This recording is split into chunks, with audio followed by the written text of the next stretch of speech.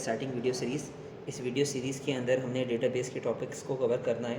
Database के fundamentals को जिक्र करते हुए हम एमएस एक्सेस को भी यूज़ करेंगे और एमएस एक्सेस के अंदर हम क्यूरीज़ को भी डिस्कस ज़रूर करेंगे। इस ख़ास वीडियो के अंदर हमने सबसे पहले बेसिक्स ऑफ डेटाबेसेस को कवर करना है। कुछ डेफिनेशंस हैं जिनका हमारे लिए जानना बहुत ज़रूरी है, जिसमें एंटिटीज़, टेबल, फील्ड्स और रिकॉर्ड्स की डेफिनेशन शामिल है। उसके अलावा हम डीबीएमएस और आरडीबीएमएस दोनों का डिफरेंस भी हम डिस्कस ज़रूर करेंगे। इसके अलावा हम कीज़ को भी जिक्र करेंगे कि आरडीबीएमएस के अंदर रहते हुए हम कीज़ को किस तरह से इस्तेमाल कर सकते हैं। और वीडियो के एंड पर हम एमएस एक्सेस को कवर करेंगे, उसका इंट्रोडक्शन लेंगे और हम ये ज़रूर समझेंगे कि एमएस एक्सेस को इस्तेमाल करने के बेनिफिट्स क्या हैं। सबसे पहले हम डीबीएमएस को कवर करते हैं कि डीबीएमएस एक्चुअली क्या चीज़ है। DBMS stand for database management system.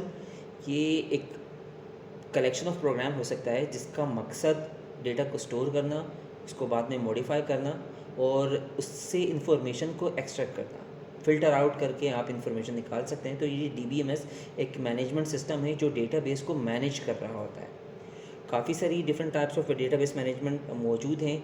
कुछ स्मॉल सिस्टम्स के लिए बनाए जाते हैं जो कि एक पर्सनल सिस्टम के ऊपर भी चलाए जा सकते हैं, और कुछ बड़े डेटाबेसेस भी हैं जो कि ह्यूज सिस्टम्स होते हैं और मेन फ्रेम कंप्यूटर्स के ऊपर चलाए जाते हैं। कुछ एग्जांपल्स जो डीबीएमएस की यहाँ पे मौजूद हैं, एक एमएस एक्सेस है जो हमने इस वीडियो सीरीज़ के अंदर कवर करना है। उसके अलावा एमएस एसक्यूएल भी शामिल है, ओरेकल भी शामिल है। उसके अलावा और भी काफ़ी सारे डीबीएमएस मौजूद हैं।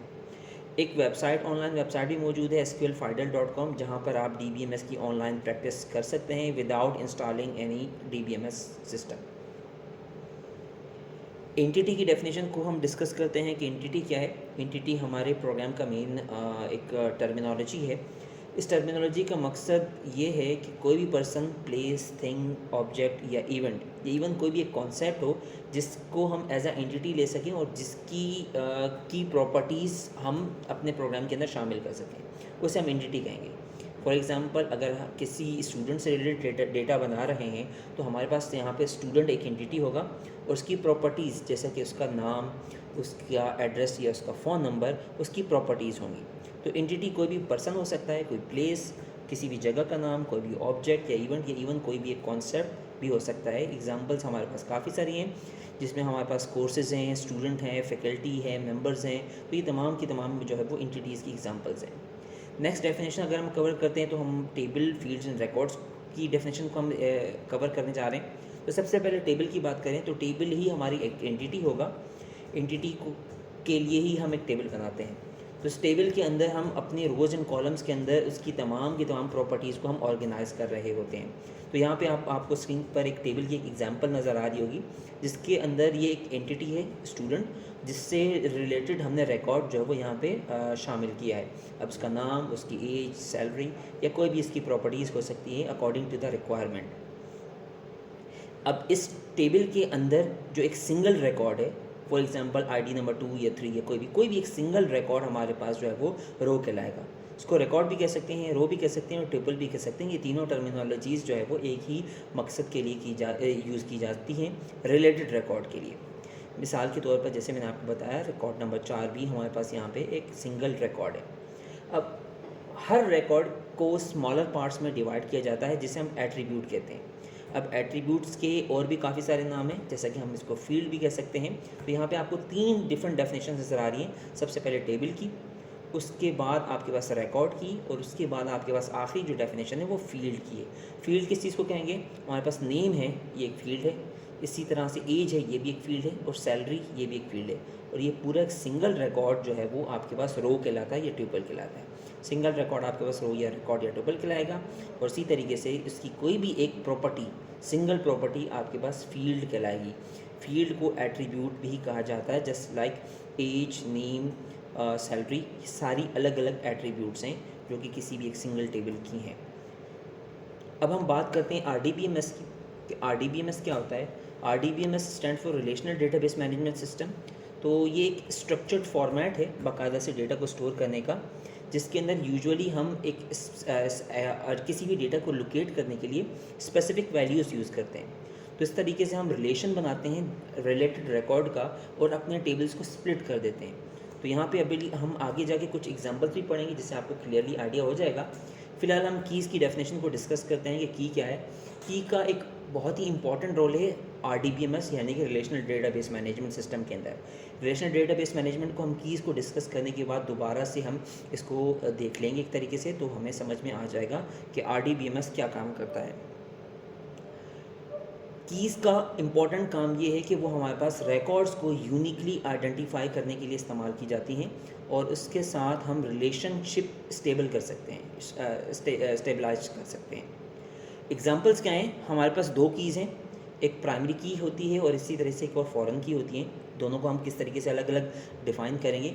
प्राइमरी की किसी भी टेबल के अंदर किसी भी रिकॉर्ड को जो यूनिकली आइडेंटिफाई कर रही है उसको हम एज अ प्राइमरी की कह सकते हैं।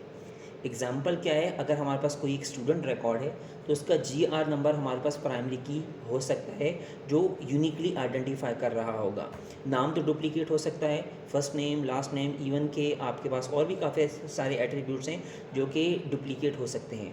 प्राइमरी की हमारे पास डुप्लीकेट नहीं होता, जो कि किसी भी रिकॉर्ड को यूनिकली आइडेंटिफाई कर रही होती है। फॉरेन की क्या है? आप अगर किसी दो टेबल को एक साथ रिलेट कर रहे हैं तो रेफरेंसिंग के लिए दूसरे टेबल में जो की यूज़ की जाती है वो फॉरेन की होती है। अब इसको समझने के लिए हमारे पास यह सामने मौजूद है और ये एक RDBMS का ही तरीका है। RDBMS जो है वो रिलेटेड रिकॉर्ड को स्टोर करने को कहते हैं। तो इसके अंदर हमने कीज़ को इस्तेमाल किया है, एक हमारे पास प्राइमरी की है और एक हमारे पास फॉरेन की है। यहाँ पे कस्टमर्स का टेबल है और यहाँ पे ऑर्डर्स का टेबल है। अगर हम कस्टमर की इन्फॉर्मेशन स्टोर करते हैं तो वन टाइम हम कस्टमर की इन्फॉर्मेशन लेकर उसको रजिस्टर कर देंगे और इसी तरीके से ऑर्डर्स के टेबल के अंदर हम बार बार ऑर्डर ले सकते हैं। तो यहाँ पे एक ही कस्टमर के 2 या 3 या 4 रिकॉर्ड हो सकते हैं, इससे ज़्यादा भी रिकॉर्ड हो सकते हैं। तो ये हमारे लिए डेटाबेस के अंदर रिडंडेंसी रिड्यूस हो गई। क्या ही होता अगर हम एक ही टेबल के अंदर कस्टमर और ऑर्डर दोनों की इन्फॉर्मेशन स्टोर कर रहे होते तो हमारे पास डुप्लीकेशन हो रही होती। हम फर्स्ट नेम बार बार लिख रहे होते, लास्ट नेम भी बार बार लिख रहे होते, ईमेल एड्रेसेस भी बार बार लिख रहे होते। तो इसका एडवांटेज हमने इस तरीके से लिया कि कस्टमर्स का एक अलग टेबल बना दिया कि इन्फॉर्मेशन सिर्फ वन टाइम स्टोर कर दी जाए और ऑर्डर्स का एक अलग टेबल बना दिया। अब हम पहचानेंगे कि कैसे कि ये ऑर्डर किसका है with the help of this customer ID. Customer ID यहाँ पे भी मौजूद है, यहाँ पे भी मौजूद है। कस्टमर आईडी जो इस कस्टमर्स के टेबल को यूनिकली आइडेंटिफाई कर रही है तो ये हमारे पास इसे आप प्राइमरी की कहेंगे। अब यही कस्टमर आईडी हम जब दोबारा से रिपीट करेंगे ऑर्डर्स के टेबल में ताकि रिकॉर्ड्स को रिलेट किया जा सके एक दूसरे के साथ, तो ये कस्टमर आईडी है। इस कॉन्सेप्ट को मज़ीद आगे हम प्रैक्टिकली अपनी आगे आने वाली वीडियोस के अंदर भी हम इसको इस्तेमाल करके देखेंगे। यहाँ पर सिर्फ मकसद आपको बताना था कि RDBMS जो कि रिलेटेड रिकॉर्ड्स को चलता है वो किस तरह से होता है। अब हमारे पास लास्ट में चलते हैं MS एक्सेस के इंट्रोडक्शन की तरफ, क्योंकि हमारी ये पूरी वीडियो सीरीज़ MS एक्सेस से रिलेटेड है। तो MS एक्सेस भी एक डेटाबेस मैनेजमेंट टूल है जो डेटा को कलेक्ट करने के लिए इस्तेमाल किया जा सकता है। MS एक्सेस को यूज़ करके रिकॉर्ड को रिट्रीव करना, उसको सॉर्टिंग करना, उसकी रिपोर्ट्स तैयार करना बहुत ही आसान है और बहुत ही स्पीडी प्रोसेस होता है। कुछ एडवांटेजेस को हम अगर डिस्कस करते हैं कि MS एक्सेस को यूज़ करने का फ़ायदा क्या है, क्योंकि हमारे पास MS एक्सेस के अलावा भी बहुत सारे डेटाबेस मैनेजमेंट सिस्टम है। तो वाई MS एक्सेस? सबसे पहले तो cost of development. MS access एक low cost database management system है, तो इसकी कॉस्ट ज़्यादा नहीं है as compare to other huge database management system, जहाँ पे आपकी लाइसेंसिंग फ़ीस ही बहुत ज़्यादा होती है और उसको मेंटेन करने के लिए भी आपको बहुत ज़्यादा इन्वेस्ट करना पड़ता है। MS एक्सेस एक सिंगल पर्सनल कंप्यूटर के अंदर भी इस्तेमाल किया जा सकता है। सॉफ्टवेयर इंटीग्रेशन की बात करें तो MS एक्सेस क्योंकि माइक्रोसॉफ्ट का प्रोडक्ट है और MS ऑफिस इंस्टॉल करने के साथ साथ आपको मिल जाता है, तो ये MS एक्सेस की तमाम जितने भी वेरिएंट्स हैं उसके साथ इसकी इंटीग्रेशन बहुत आसान है। चाहे वो एक्सेल हो, चाहे वो वर्ड हो, जितने भी आपके पास बाकी MS एक्सेस के प्रोडक्ट्स हैं उसके साथ इसकी इंटीग्रेशन आसान है। इसके अलावा ODBC यानी कि ओपन डेटाबेस कनेक्टिविटी की वजह से आप MS एक्सेस को किसी एक्सटर्नल डेटाबेस रिसोर्स के साथ कनेक्ट करके तो डेटा को कन्वर्ट करना आपके लिए बहुत आसान होता है। अगर आप अपग्रेडेशन की तरफ जाएंगे, आप MS एक्सेस से किसी भी दूसरे डेटाबेस की तरफ मूव करना चाहते हैं तो आपके लिए मूवमेंट आसान होगी। स्केलेबिलिटी की बात करें, स्केलेबिलिटी भी वही बात हो गई, ODBC की वजह से आपको स्केलेबिलिटी मिल जाती है। आप अपने डेटाबेस का साइज़ स्केल कर सकते हैं, डेटाबेस को बढ़ा सकते हैं। तो MS एक्सेस के अंदर ये एडवांटेज मौजूद है कि इसकी स्केलेबिलिटी बहुत आसान है और आप MS एक्सेस को बहुत आसानी से अपग्रेड कर सकते हैं, जिसकी वजह ODBC है। ODBC की वजह से आपको स्केलेबिलिटी मिल जाती है। तो ये थी अब तक की वीडियो। उम्मीद करते हैं कि आपको वीडियो बहुत पसंद आई होगी।